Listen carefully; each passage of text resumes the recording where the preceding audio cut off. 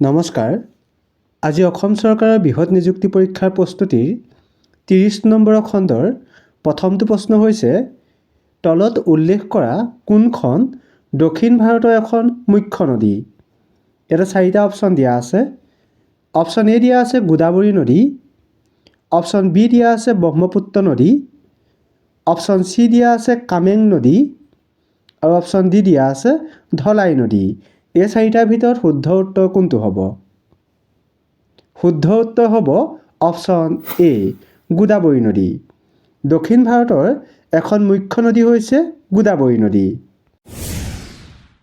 2 নম্বৰৰ প্ৰশ্নটো হৈছে গোদাবৰী নদীখনৰ দৈৰ্ঘ্য কিমান কিলোমিটাৰ? ইয়াতে 4টা অপশ্যন দিয়া আছে।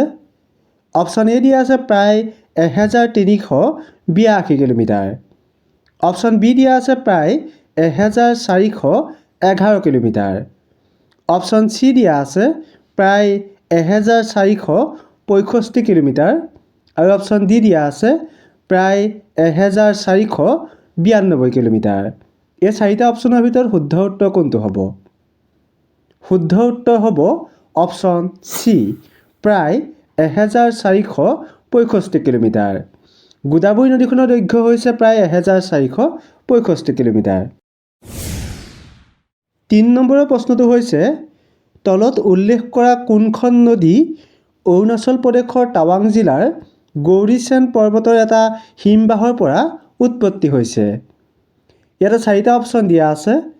অপশ্যন এ দিয়া আছে চেনাব নদী, অপশ্যন বি দিয়া আছে ধলাই নদী, অপশ্যন চি দিয়া আছে খোৱাই নদী, অপশ্যন ডি দিয়া আছে কামেং নদী। এই 4টা অপশ্যনৰ ভিতৰত শুদ্ধ উত্তৰ কোনটো হ'ব? শুদ্ধ উত্তৰ হ'ব অপশ্যন ডি কামেং নদী। কামেং নদী অৰুণাচল প্ৰদেশৰ টাৱাং জিলাৰ গৌৰীচেন পৰ্বতৰ এটা হিমবাহৰ পৰা উৎপত্তি হৈছে। 4 নম্বৰৰ প্ৰশ্নটো হৈছে কামেং নদীক অসমত কি বুলি জনা যায়? ইয়াতে 4টা অপশ্যন দিয়া আছে। অপশ্যন এ দিয়া আছে ভোগদৈ নদী, অপশ্যন বি দিয়া আছে জীয়া ভৰলী, অপশ্যন চি দিয়া আছে কৃষ্ণাই, অপশ্যন ডি দিয়া আছে বগী নদী। এই 4টাৰ ভিতৰত শুদ্ধ উত্তৰ কোনটো হ'ব? শুদ্ধ উত্তৰ হ'ব অপশ্যন বি জীয়া ভৰলী। কামেং নদীক অসমত জীয়া ভৰলী বুলি জনা যায়। 5 নম্বৰৰ প্ৰশ্নটো হৈছে তলত উল্লেখ কৰা কোনখন ভাৰত আৰু বাংলাদেশত প্ৰৱাহিত এখন আন্তঃসীমান্ত নদী? ইয়াতে 4টা অপশ্যন দিয়া আছে। অপশ্যন এ দিয়া আছে গোদাবৰী নদী, অপশ্যন বি দিয়া আছে লোহিত নদী, অপশ্যন চি দিয়া আছে গংগা নদী, অপশ্যন ডি দিয়া আছে যমুনা নদী। এই 4টা অপশ্যনৰ ভিতৰত শুদ্ধ উত্তৰ কোনটো হ'ব? শুদ্ধ উত্তৰ হ'ব অপশ্যন চি গংগা নদী। গংগা নদী ভাৰত আৰু বাংলাদেশত প্ৰৱাহিত এখন আন্তঃসীমান্ত নদী। 6 নম্বৰৰ প্ৰশ্নটো হৈছে কামেং নদীৰ দৈৰ্ঘ্য কিমান কিলোমিটাৰ? ইয়াতে 4টা অপশ্যন দিয়া আছে। অপশ্যন এ দিয়া আছে প্ৰায় 264 কিলোমিটাৰ, অপশ্যন বি দিয়া আছে প্ৰায় 281 কিলোমিটাৰ, অপশ্যন চি দিয়া আছে প্ৰায় 295 কিলোমিটাৰ, অপশ্যন ডি দিয়া আছে প্ৰায় 322 কিলোমিটাৰ। এই 4টাৰ ভিতৰত শুদ্ধ উত্তৰ কোনটো হ'ব? শুদ্ধ উত্তৰ হ'ব অপশ্যন এ প্ৰায় 264 কিলোমিটাৰ। কামেং নদীৰ দৈৰ্ঘ্য হৈছে প্ৰায় 264 কিলোমিটাৰ। 7 নম্বৰৰ প্ৰশ্নটো হৈছে কামেং নদীৰ উপত্যকা কিমান বৰ্গ কিলোমিটাৰ জুৰি বিস্তৃত হৈ আছে? ইয়াতে 4টা অপশ্যন দিয়া আছে।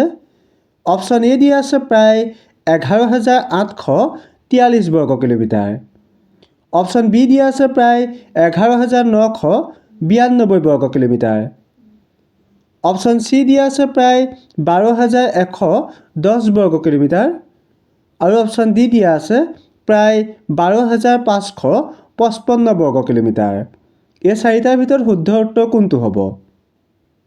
শুদ্ধ উত্তৰ হ'ব অপশ্যন এ প্ৰায় 11,843 বৰ্গ কিলোমিটাৰ।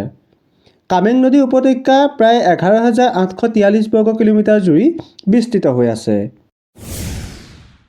8 নম্বৰৰ প্ৰশ্নটো হৈছে তলত দিয়া কোনখন নদী পশ্চিম বংগৰ জলপাইগুৰি জিলাৰ চৰম উত্তৰ পশ্চিমৰ বৈকুণ্ঠপুৰ জংঘলত উৎপত্তি হৈছে? ইয়াতে 4টা অপশ্যন দিয়া আছে। অপশ্যন এ দিয়া আছে সিন্ধু নদী, অপশ্যন বি দিয়া আছে যমুনা নদী, অপশ্যন চি দিয়া আছে ধলাই নদী, অপশ্যন ডি দিয়া আছে কৰতোৱা নদী। এই 4টাৰ ভিতৰত শুদ্ধ উত্তৰ কোনটো হ'ব? শুদ্ধ উত্তৰ হ'ব অপশ্যন ডি কৰতোৱা নদী। কৰতোৱা নদীখন পশ্চিম বংগৰ জলপাইগুৰি জিলাৰ চৰম উত্তৰ পশ্চিমৰ বৈকুণ্ঠপুৰ জংঘলত উৎপত্তি হৈছে। 9 নম্বৰৰ প্ৰশ্নটো হৈছে ভাৰতৰ একমাত্ৰ পুৰুষ নদী কোনখন? ইয়াতে 4টা অপশ্যন দিয়া আছে। অপশ্যন এ দিয়া আছে বৰাক নদী, অপশ্যন বি দিয়া আছে ব্ৰহ্মপুত্ৰ নদী, অপশ্যন চি দিয়া আছে গংগা নদী, অপশ্যন ডি দিয়া আছে যমুনা নদী। এই 4টাৰ ভিতৰত শুদ্ধ উত্তৰ কোনটো হ'ব? শুদ্ধ উত্তৰ হ'ব অপশ্যন বি ব্ৰহ্মপুত্ৰ নদী। ভাৰতৰ একমাত্ৰ পুৰুষ নদীখন হৈছে ব্ৰহ্মপুত্ৰ। 10 নম্বৰৰ প্ৰশ্নটো হৈছে ব্ৰহ্মপুত্ৰ নদীৰ দৈৰ্ঘ্য কিমান কিলোমিটাৰ? ইয়াতে 4টা অপশ্যন দিয়া আছে। অপশ্যন এ দিয়া আছে প্ৰায় 2700 কিলোমিটাৰ, অপশ্যন বি দিয়া আছে প্ৰায় 2900 কিলোমিটাৰ, অপশ্যন চি দিয়া আছে প্ৰায় 3200 কিলোমিটাৰ আৰু অপশ্যন ডি দিয়া আছে প্ৰায় 3500 কিলোমিটাৰ। এই 4টাৰ ভিতৰত শুদ্ধ উত্তৰ কোনটো হ'ব? শুদ্ধ উত্তৰ হ'ব অপশ্যন বি প্ৰায় 2900 কিলোমিটাৰ। ব্ৰহ্মপুত্ৰ নদীৰ দৈৰ্ঘ্য প্ৰায় 2900 কিলোমিটাৰ। 11 নম্বৰৰ প্ৰশ্নটো হৈছে তলৰ কোনখন নদী অসমৰ যোৰহাট আৰু গোলাঘাট জিলাৰ সীমাৰেখা? ইয়াতে 4টা অপশ্যন দিয়া আছে। অপশ্যন এ দিয়া আছে দিখৌ, অপশ্যন বি দিয়া আছে জাঁজি, অপশ্যন চি দিয়া আছে ভোগদৈ, অপশ্যন ডি দিয়া আছে কাকডোঙা। এই 4টা অপশ্যনৰ ভিতৰত শুদ্ধ উত্তৰ কোনটো হ'ব? শুদ্ধ উত্তৰ হ'ব অপশ্যন ডি কাকডোঙা। অসমৰ যোৰহাট আৰু গোলাঘাট জিলাৰ সীমাৰেখা হৈছে কাকডোঙা। 12 নম্বৰৰ প্ৰশ্নটো হৈছে সিন্ধু নদীৰ দৈৰ্ঘ্য কিমান কিলোমিটাৰ? ইয়াতে 4টা অপশ্যন দিয়া আছে।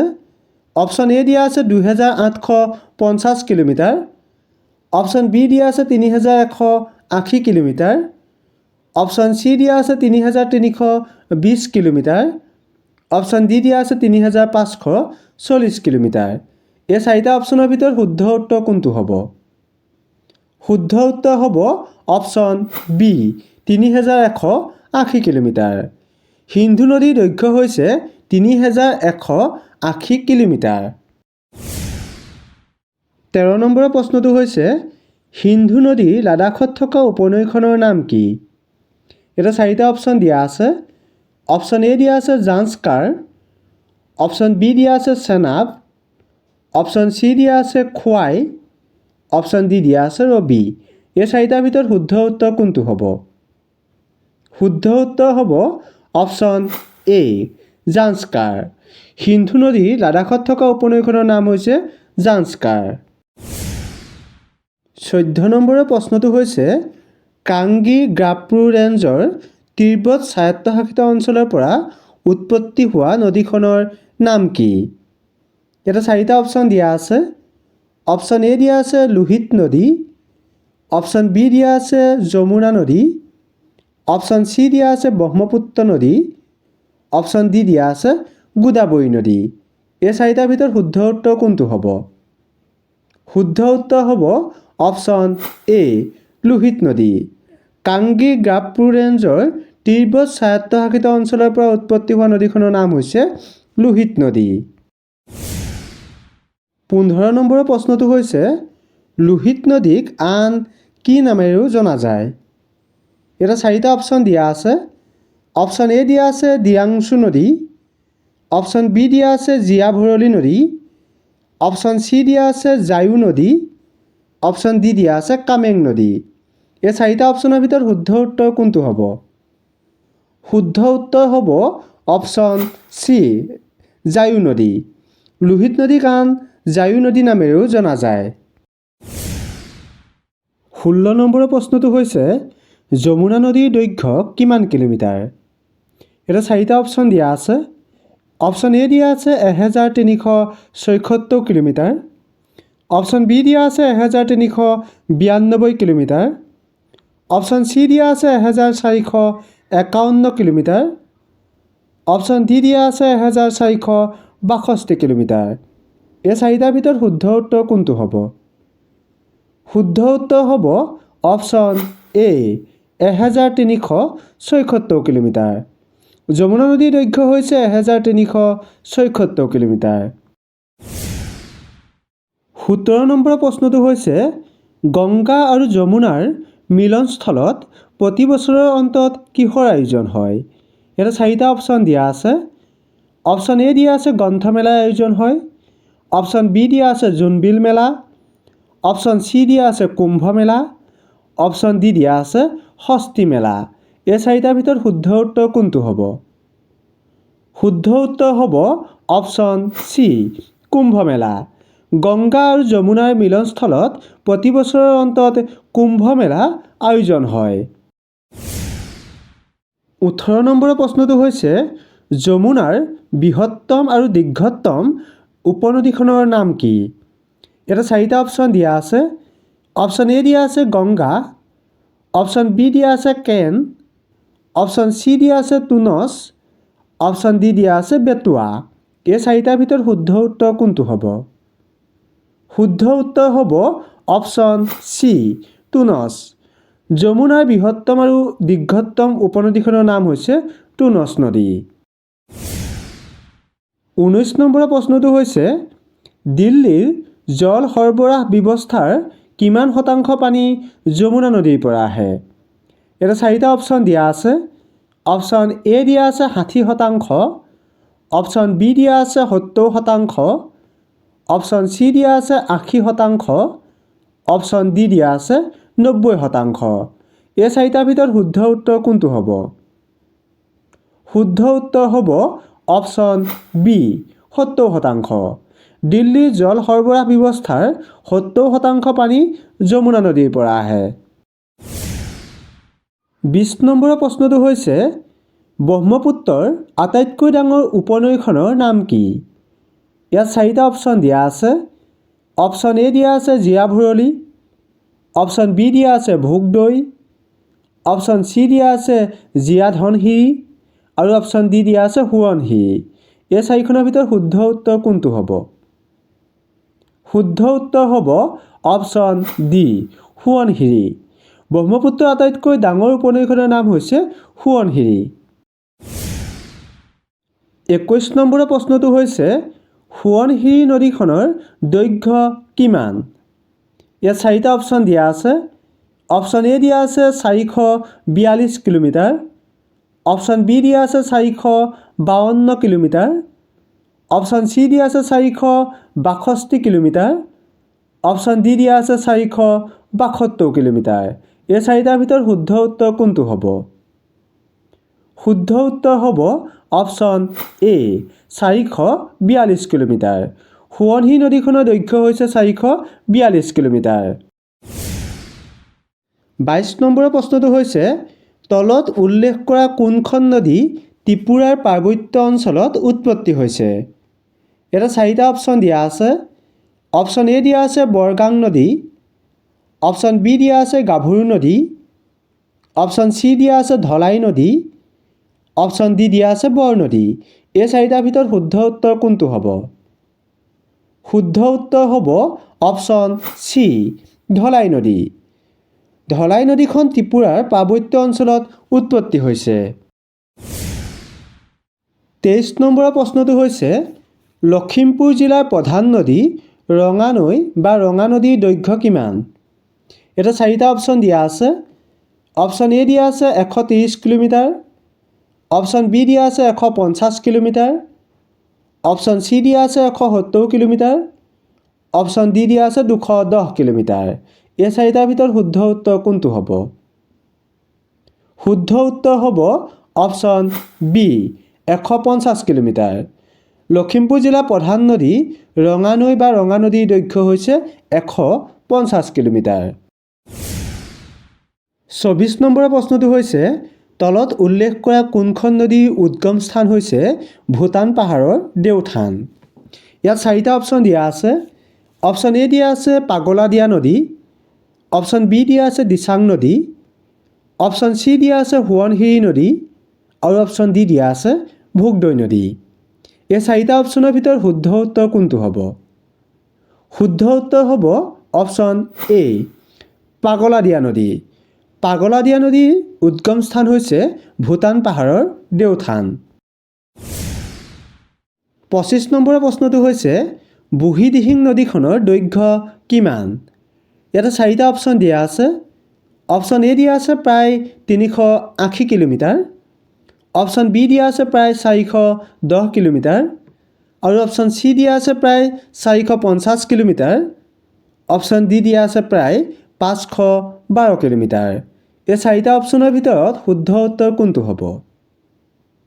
শুদ্ধ উত্তৰ হ'ব অপশ্যন এ 380 কিলোমিটাৰ। বুঢ়ীদিহিং নদীখনৰ দৈৰ্ঘ্য হৈছে প্ৰায় 380 কিলোমিটাৰ। 26 নম্বৰৰ প্ৰশ্নটো হৈছে দিখৌ নদীৰ প্ৰধান উপনদীখনৰ নাম কি? ইয়াতে 4টা অপশ্যন দিয়া আছে। অপশ্যন এ দিয়া আছে দিচাং, অপশ্যন বি দিয়া আছে নামদাং, অপশ্যন চি দিয়া আছে ৰঙানৈ, অপশ্যন ডি দিয়া আছে বৰনদী। এই 4টা অপশ্যনৰ ভিতৰত শুদ্ধ উত্তৰ কোনটো হ'ব? শুদ্ধ উত্তৰ হ'ব অপশ্যন বি নামদাং। দিখৌ নদীখনৰ প্ৰধান উপনদীখনৰ নাম হৈছে নামদাং নদী। 27 নম্বৰৰ প্ৰশ্নটো হৈছে দিখৌ নদীৰ দৈৰ্ঘ্য কিমান? ইয়াতে 4টা অপশ্যন দিয়া আছে। অপশ্যন এ দিয়া আছে 200 কিলোমিটাৰ, অপশ্যন বি দিয়া আছে 225 কিলোমিটাৰ, অপশ্যন চি দিয়া আছে 232 কিলোমিটাৰ, অপশ্যন ডি দিয়া আছে 240 কিলোমিটাৰ। এই 4টা অপশ্যনৰ ভিতৰত শুদ্ধ উত্তৰ কোনটো হ'ব? শুদ্ধ উত্তৰ হ'ব অপশ্যন এ 200 কিলোমিটাৰ। দিখৌ নদীৰ দৈৰ্ঘ্য হৈছে 200 কিলোমিটাৰ। 28 নম্বৰৰ প্ৰশ্নটো হৈছে পূৰ্বতে ভোগদৈ নদীখনৰ নাম কি আছিল? ইয়াতে 4টা অপশ্যন দিয়া আছে। অপশ্যন এ দিয়া আছে বুৰৈ, অপশ্যন বি দিয়া আছে গংগাধৰ, অপশ্যন চি দিয়া আছে দিছৈ, অপশ্যন ডি দিয়া আছে বৰগাং। এই 4টা অপশ্যনৰ ভিতৰত শুদ্ধ উত্তৰ কোনটো হ'ব? শুদ্ধ উত্তৰ হ'ব অপশ্যন চি দিছৈ। পূৰ্বতে ভোগদৈ নদীখনৰ নাম আছিল দিছৈ নদী। 29 নম্বৰৰ প্ৰশ্নটো হৈছে তলত দিয়া কোনখন নদী নাগালেণ্ডৰ লাইচাং ছিংগৰ পৰা উৎপত্তি হৈছে? এটা 4টা অপশ্যন দিয়া আছে। অপশ্যন এ দিয়া আছে ধনশিৰি, অপশ্যন বি দিয়া আছে দিগাৰু, অপশ্যন চি দিয়া আছে কলং, অপশ্যন ডি দিয়া আছে কপিলি। এই 4টা অপশ্যনৰ ভিতৰত শুদ্ধ উত্তৰ কোনটো হ'ব? শুদ্ধ উত্তৰ হ'ব অপশ্যন এ ধনশিৰি। ধনশিৰি নদীখন নাগালেণ্ডৰ লাইচাং ছিংগৰ পৰা উৎপত্তি হৈছে। 30 নম্বৰৰ প্ৰশ্নটো হৈছে কলং বা কৈলাং নদীখনৰ দৈৰ্ঘ্য কিমান? এটা 4টা অপশ্যন দিয়া আছে। অপশ্যন এ দিয়া আছে 180 কিলোমিটাৰ, অপশ্যন বি দিয়া আছে 210 কিলোমিটাৰ, অপশ্যন চি দিয়া আছে 230 কিলোমিটাৰ আৰু অপশ্যন ডি দিয়া আছে 250 কিলোমিটাৰ। এই 4টা অপশ্যনৰ ভিতৰত শুদ্ধ উত্তৰ কোনটো হ'ব? শুদ্ধ উত্তৰ হ'ব অপশ্যন ডি 250 কিলোমিটাৰ। কলং বা কৈলাং নদীখনৰ দৈৰ্ঘ্য হৈছে 250 কিলোমিটাৰ। 31 নম্বৰৰ প্ৰশ্নটো হৈছে তলত দিয়া কোনখন নদী মেঘালয় মালভূমিৰ পৰা উৎপত্তি হৈ ডিমা হাছাও জিলাৰে অসমত প্ৰৱেশ কৰিছে? ইয়াতে 4টা অপশ্যন দিয়া আছে। অপশ্যন এ দিয়া আছে দিখৌ, অপশ্যন বি দিয়া আছে ভোগদৈ, অপশ্যন চি দিয়া আছে কলং, অপশ্যন ডি দিয়া আছে কপিলি। এই 4টাৰ ভিতৰত শুদ্ধ উত্তৰ কোনটো হ'ব? শুদ্ধ উত্তৰ হ'ব অপশ্যন ডি কপিলি।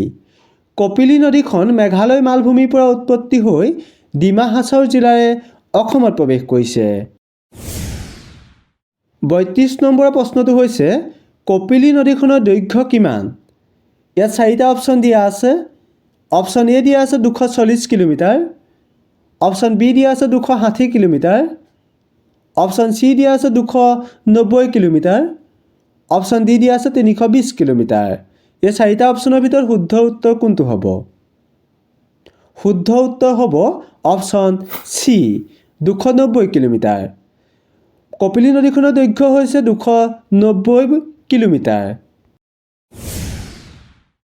33 নম্বৰ প্ৰশ্নটো হৈছে কপিলী নদীখনত কিমানটা প্ৰজাতিৰ মাছ পোৱা যায়? ইয়াত চাৰিটা অপশ্যন দিয়া আছে।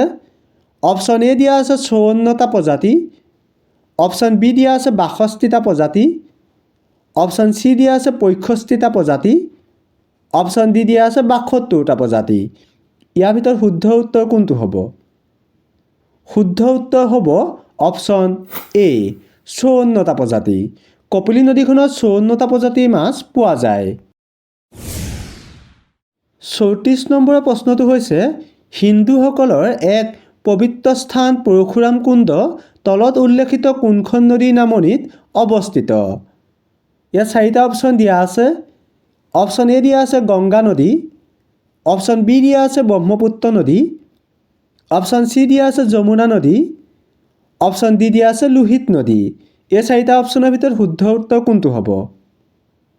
শুদ্ধ উত্তৰ হ'ব অপশ্যন ডি লোহিত নদী। হিন্দুসকলৰ পবিত্ৰ স্থান পৰশুৰাম কুণ্ড লোহিত নদীৰ নামনিত অৱস্থিত। আজি 30 নম্বৰৰ খণ্ডৰ আপোনালোকলৈ আগবঢ়োৱা প্ৰশ্নটো হৈছে তলত উল্লেখ কৰা কোনখন নদীয়ে অসমৰ যোৰহাট আৰু শিৱসাগৰ জিলাৰ সীমা নিৰ্ধাৰণ কৰিছে? ইয়াত চাৰিটা অপশ্যন দিয়া আছে। অপশ্যন এ দিয়া আছে কলং, অপশ্যন বি দিয়া আছে কপিলী, অপশ্যন চি দিয়া আছে জাঁজি, অপশ্যন ডি দিয়া আছে দিখৌ। এই চাৰিটা অপশ্যনৰ ভিতৰত শুদ্ধ উত্তৰ কোনটো হ'ব আপোনালোকে কমেণ্ট কৰি জনাব। আৰু যদিহে ভিডিঅ'টো চাই ভাল লাগিলে আগলৈ শ্বেয়াৰ কৰি দিব। ধন্যবাদ।